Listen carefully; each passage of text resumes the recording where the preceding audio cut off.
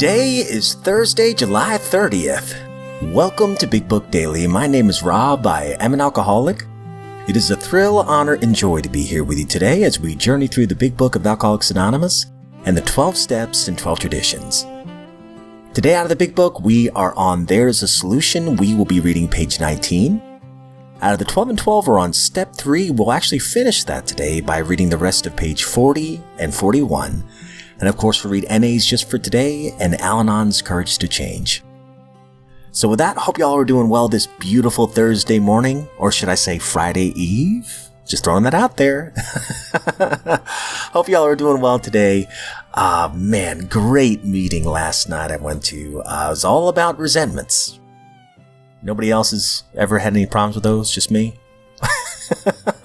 But so many great things I heard from the meeting, well, first of all, a young woman had come in and it was her first day one, and she was super young. And so it was a first step meeting, but we also ended up talking about resentments.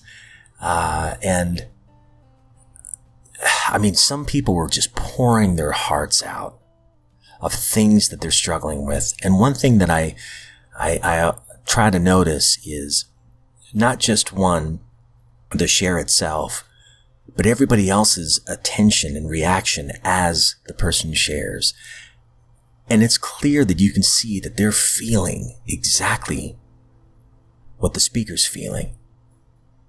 Sharing that load together, It's a whole lot better. It's like dragging a piece of furniture by yourself, right? It's awful. It's awkward. You're exhausted. It wears you down. And then finally you can't carry it anymore. But when you can share it with somebody else who can help carry that with you, it makes it so much easier. I mean, they talked about some heavy stuff. People dying from alcoholism, carrying resentments toward family members, emotional and sexual abuse that was endured during childhood. I mean, heavy stuff, but we didn't have to carry it alone. And what was great was there was a friend in the room who had celebrated 3 years of sobriety. He got his medallion, and he used to be a heroin addict. And he shared that even today, or that day, that he got his medallion, he had been stressed out and everything, angry, and he didn't even realize it was the same day as 3 years of sober or clean time. And when he did that, he immediately kind of repented for feeling the way he felt and thanked his higher power. This is breaking news. So as I was just about to press record, our dear friend, Chrissy, who has shared many times, she's shared a powerful testimony a while back. I think it was February of this past year. She is celebrating, as I'm recording this, 4 years of sobriety and clean time. So congratulations, Chrissy. You are a miracle and you are a blessing to me. I wish you the absolute best. Hopefully you can tell us how you did it. Maybe send us a follow-up email. I'd love to hear from you, and I am so happy for you. So go out and celebrate without the drink, of course. And thank you for reminding us that this miracle of sobriety is indeed powerful. So with that, my friends, let's go ahead and get to the good stuff.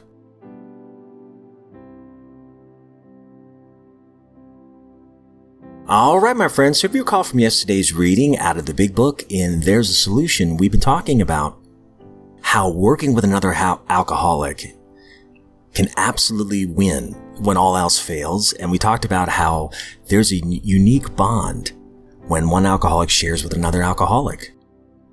But the beautiful thing is, the one who's sharing with the other his experience, strength, and hope, he or she has no ulterior motive.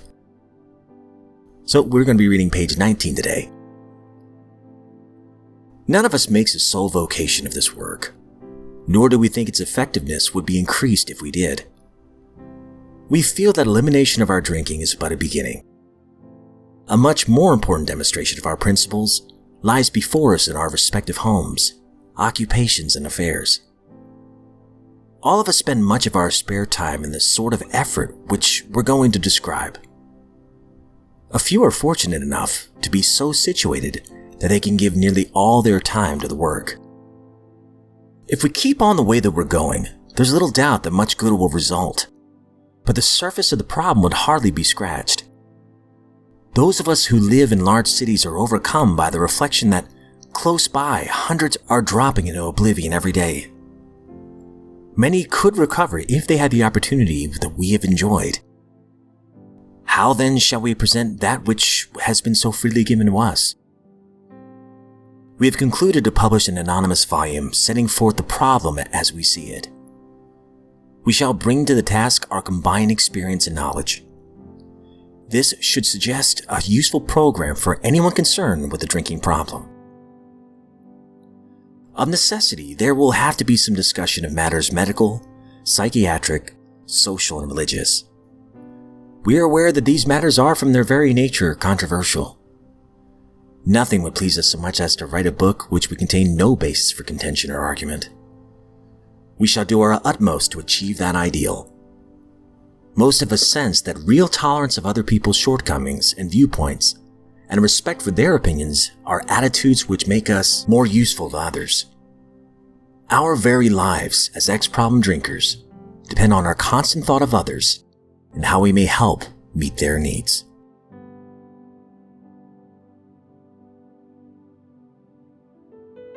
Out of the 12 and 12, we're on step 3.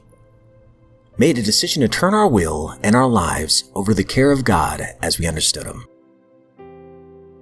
Oh, and yesterday we talked about willingness. So it says all by himself and in the light of his own circumstances, he needs to develop the quality of willingness. When he acquires willingness, he is the only one who can make the decision to exert himself. Trying to do this is an act of his own will. All of the 12 steps require sustained and personal exertion to conform to their principles, and so we trust to God's will. So this is a time where willingness is certainly important to make our decision to turn our will and life over to the care of God, and the willingness to put in the work to do so. So we're on the bottom of page 40. We will read the rest of the chapter. It is when we try to make our will conform with God's will that we begin to use it rightly. To all of us, this was a most wonderful revelation.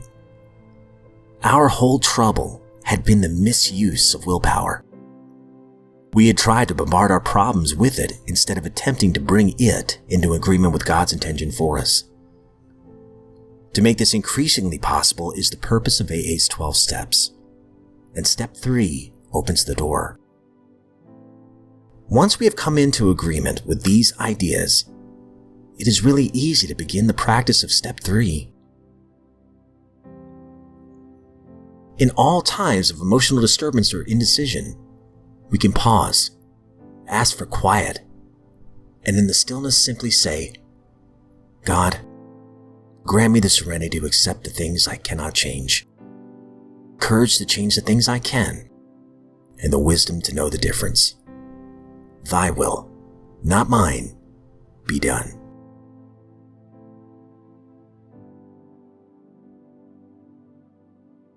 NA just for today, July 30th. Regular inventory. Continuing to take a personal inventory means that we form a habit of looking at ourselves, our actions, attitudes, and relationships on a regular basis. Basic text, page 42. Taking a regular inventory is a key element in our new pattern of living. In our addiction, we examined ourselves as little as possible. We weren't happy with how we were living our lives, but we didn't feel that we could change the way we lived. Self-examination, we felt, would have been a painful exercise in futility. Today, all that's changing. When we were powerless over our addiction, we found a power greater than ourselves that helped us stop using. Where we once felt lost in life's maze, we found guidance in the experience of our fellow recovering addicts, in our ever-improving contact with our higher power. We need not feel trapped by our old destructive patterns. We can live differently if we choose. By establishing a regular pattern of taking our own inventory, we give ourselves the opportunity to change anything in our lives that doesn't work. If we started doing something that causes problems, we can start changing our behavior before it gets completely out of hand. And if we're doing something that prevents problems from occurring, we can take note of that too, and encourage ourselves to keep doing what works. Just for today, I will make a commitment to include a regular inventory in my new pattern of living.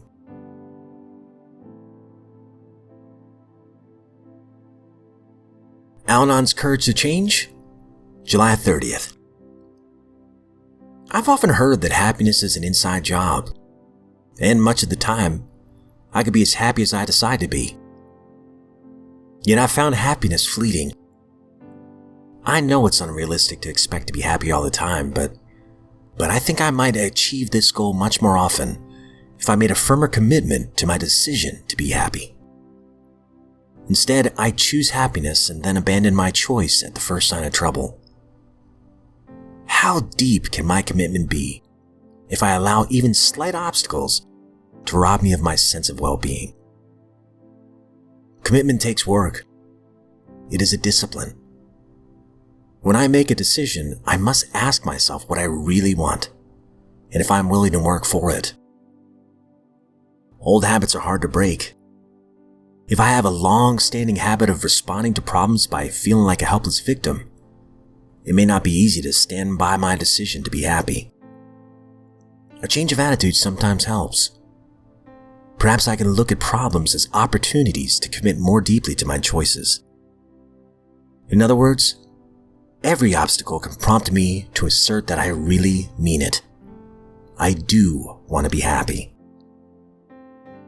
Today's reminder: when I make a choice and then stick with it, I teach myself that my choices do have meaning, and I am worthy of trust.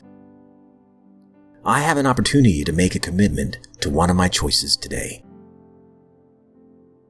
Quote from Robert Frost: "Our very life depends on everything's recurring till we answer from within." All right, my friends, that concludes today's reading. And man, do I love, all the readings today. And I'll try to keep this quick because I know I talked a lot at the beginning. But talking about that Al-Anon reading real quick, choosing happiness, right? Speaking in the meeting yesterday, somebody else, a dear friend of mine, shared that his life in alcoholism was a lot like being on the other side of an old junkyard, right? You know, you got that giant chain link fence with the green plastic over it and everything to kind of block the junkyard's view. It's funny because there was one right next to my dad's house in Jersey, I remember. But anyway, he was describing it, that in his selfishness, self-centered alcoholism, there was trash strewn everywhere, abandoned cars and old lumber and just junk everywhere. Nothing but chaos. He even described an old rusted car with a snake in the seat and everything. He said, but on the other side of that fence in sobriety, that's his higher power's way. And when he turns his will, just like we talked about in the 12 and 12 today, to his higher power's will, and they align, then he can live God's way and feel a whole lot better about things. And choose happiness, right? Because it's right there. I've learned that the good is always right there if I'm willing to see it. And my friend even said, he's like, look, what is God's will for me? Well, I'm pretty sure. And he just turned around and he pointed to the steps. He said, I'm pretty sure it's to do these things. And to not drink today. And to be of service to somebody else. He's like, that's what I feel like God's will is for my life. But I can easily jump that fence and spend the night in that old rusted car with that snake in there. You know? And that's true. Every single day we have a choice, just like the Al-Anon reading said. I know I can. I can waste half the day beating myself up over things I have no control over. I love that step 3 in the 12 and 12 ends with the serenity prayer. That prayer has gotten me through a lot of scrapes, and it is a heavy hitter when times are tough. God, grant me the serenity to accept the things I cannot change. I can't change the way others feel about me. I can't change the past. I can. Courage to change the things I can. Well, I can do the next right thing today. I can turn right when I've always turned left in the past. I can step over that pile of garbage instead of walking right through it. I can choose to conform to my higher power's will today. And the wisdom to know the difference. Sometimes subconsciously, I don't have that wisdom. I'm trying to control things, and I don't even realize I'm doing it. Oh man, I got a lot of learning to do, but you know what the beautiful thing is? This program says it repeatedly. Progress over perfection. I do feel like my higher power has granted me some progress in life. And I'm so grateful for that. So grateful to be sober today. And I'm so grateful for you. If you're hearing this and you're sober, I hope you know that you're a miracle. And you're giving a great gift to everybody around you. And if you're hearing this and you're not sober, I hope you know that you're a miracle as well. That just the fact that you are alive today proves that you are a miracle. You are worthy of love. You are loved. If you can't think of anybody else that loves you, I know it sounds cheesy, but I love you. Because we share the same problem, right? But we also shared the same solution. And I've learned in life that really we're not all that different. But anyway, that's a whole other story for another day. Please know, as always, my friends, I don't speak on behalf of AA, NA, Al-Anon, any other sect or denomination. I'm just a joyful drunk in this lifeboat of recovery, honored to be here another day. And for giving another set of 24 hours, my friends, I sincerely look forward to seeing you right back here tomorrow.